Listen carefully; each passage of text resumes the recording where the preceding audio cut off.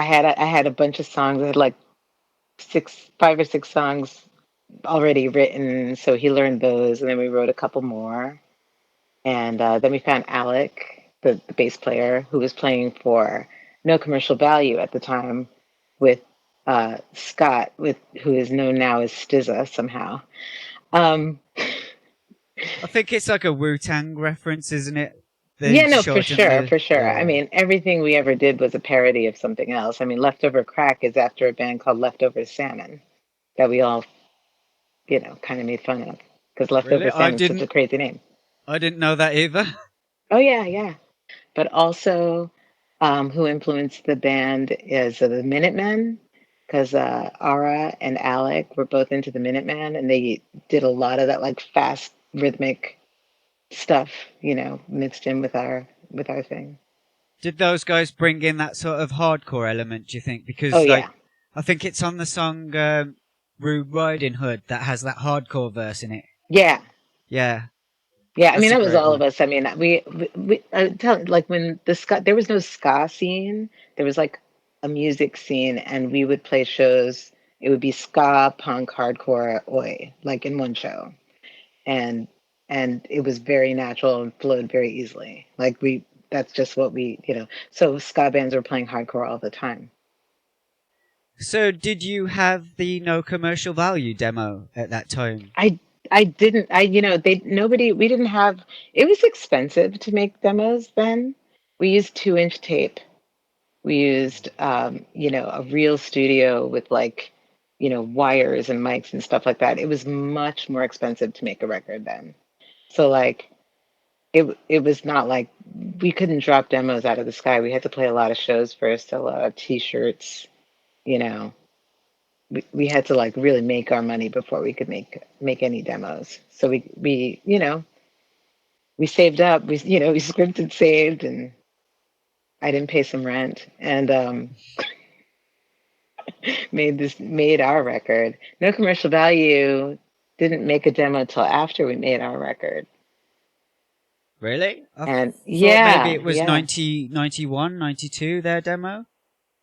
I don't even know. Maybe Scott did. I don't remember. Maybe it was 92. I mean, we started recording in 92. And Oh, okay. 92 or 93. I literally can't remember these things because I was 20 in the studio for sure. So that had to be 92. I was 19 when it started.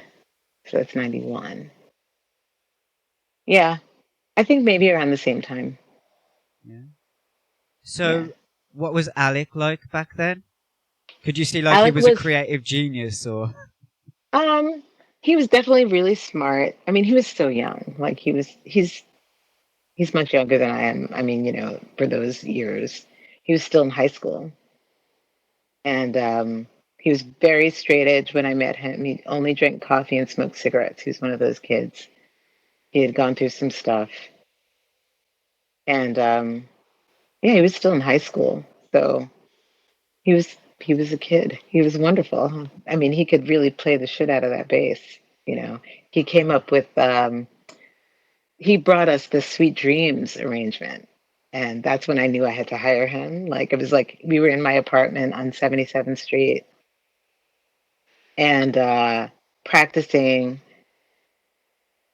me and Jay and Alec, I think. Yeah, me and Jay and Alec. And we just kind of he learned the songs and he was like, listen to this. And he started doom doo doo doo doom doom doo doo doo doom doo doo doom doo doom doom. And I was like, okay, we're doing that. Like it was definitely, yeah. Yeah. So who were you playing with at this time? Like, what are the shows like? Were you playing with No Um, Commercial Value at any point? Yeah, we played a couple shows with them, but Scott was really mad because I took Alec. I mean, I didn't take Alec, but Alec, decided to play with us, and Scott got annoyed by that, I think. So we didn't play a whole lot of shows with no commercial value, even though I loved them. Olivia was like a really wonderful singer for them. They were just really great. We played with Song of Seven, which was a punk band that featured Tamar Kali, who, if you know the Afro punk movie, I've seen she's it a like, long time ago when it first came out. yeah, yeah, she's the face. She's that big open mouth. Ah, Yeah, come yeah, on. yeah, yeah. Yeah, she was in Song of Seven. We used to play with Inspector Seven, which was I don't know if you know Hub City Stompers. No. Oh yeah, they're from New Jersey. They're fantastic. How do you not know Subs? Anyway, they're amazing. They're like a ska oi band. But Travis is in Hub City Stompers, and his first band was Inspector Seven, which is still around, but not with Travis. They have a different. This guy Giuseppe is the leader of Inspector Seven. We used to play with Skinner Box, which is Jeff Baker's band at the time. Um, we played with the Slackers. Uh, we played with we had there were a bunch of women fronted bands and women oriented bands in the Lower East Side at the time that were very theatrical. So some of them were like, they would do actual shows like on stage, or like there's one band that would have a dude on all fours and they'd have him on a leash and like beating him and stuff. And yeah, we played all kinds of shows. Lower East Side was a real bonanza of of art and culture. So we played all kinds of things back then. Would you have considered yourself a part of that squat punk community at that time? Yeah, we definitely played at C Squat, and I definitely hung out in some of the squats, here and there. I had an apartment, but I would hang out in Tompkins Square with those guys because they were just very, very nice. They were like really sweet, wonderful people with these beautiful, like a lot of them had dogs, so like it's just a very like welcoming culture, a lot of it, and I would hang out with them. It was really nice. Do you feel that the band was kind of unnoticed for the most part because not a lot of people know about Agent 99? Sometimes you Yeah, have to explain it to them. Oh, Alec from Choking Victim was in this yeah, band, and then they go, "Oh, okay, now I'll check it out." yeah.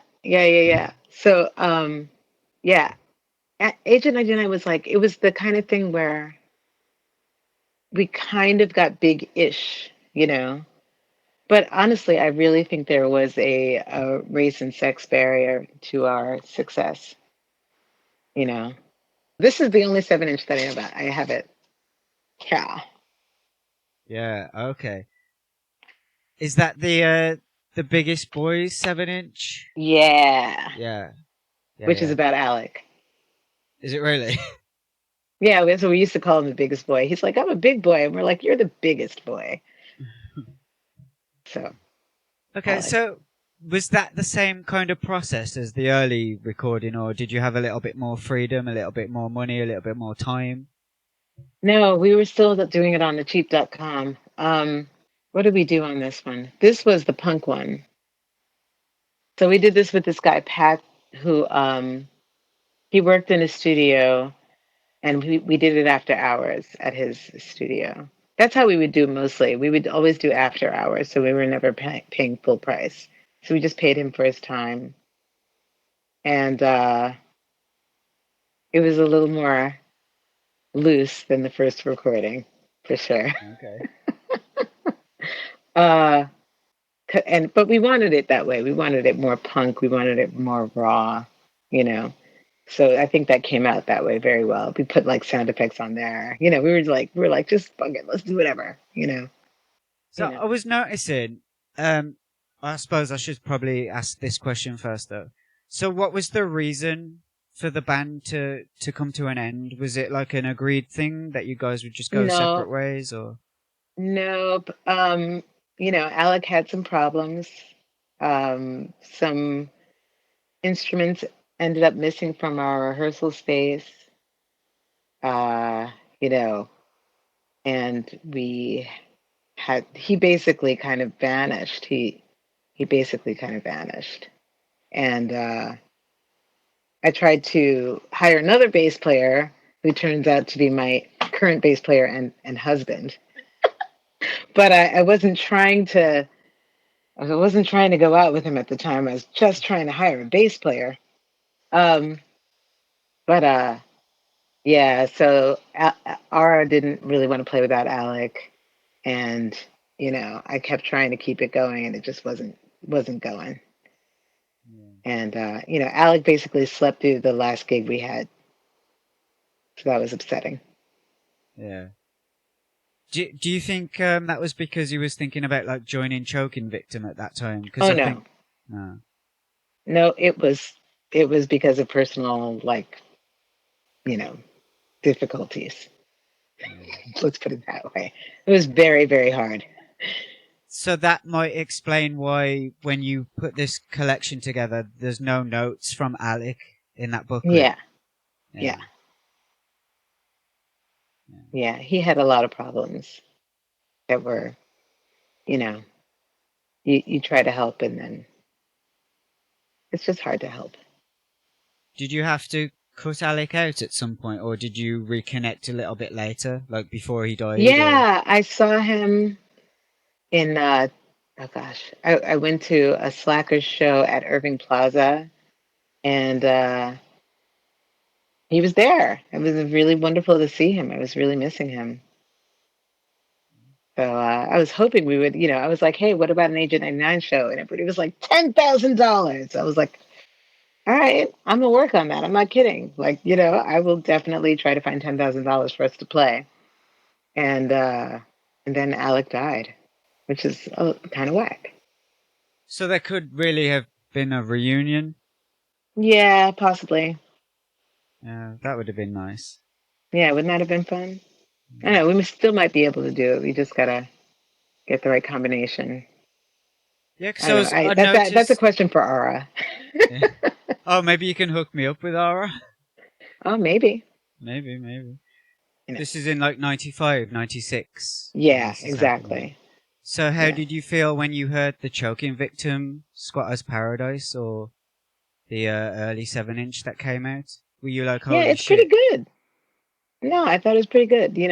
And the thing is, I always liked Scott, and I always liked Alec, and and I continue, like, I always continue to try to listen to and support them and stuff like that, because they're good. I didn't know about Scott acting weird and stuff. I heard things from other people, but he was like, I don't know. He was not like that with me when I knew him. I mean, he was a little obnoxious, but I just figured he's kind of a little obnoxious. So are you believing what people say about Scott? I don't know what to think. I know he's got, like, a lot of stuff going on, and I know that I mean, I don't understand exactly what's going on. People are saying that he's saying a lot of crazy stuff and doing a lot of crazy stuff. I mean, he's a wild child for sure. So I don't know how that translates once we get into our late 40s, early 50s. Mm. you know? Well, when I had him on the podcast, he was very much like very sober. He's like trying to live a sober lifestyle. I think he Good. was just kind of a fuck up. He just Yeah. did fuck up things, Yeah. and it went public, and that's a little bit stupid, I guess. But Yeah. He's just a really good songwriter and a really good player. So, like, I keep, I try to keep track of what he's making, because he always makes cool stuff. yeah.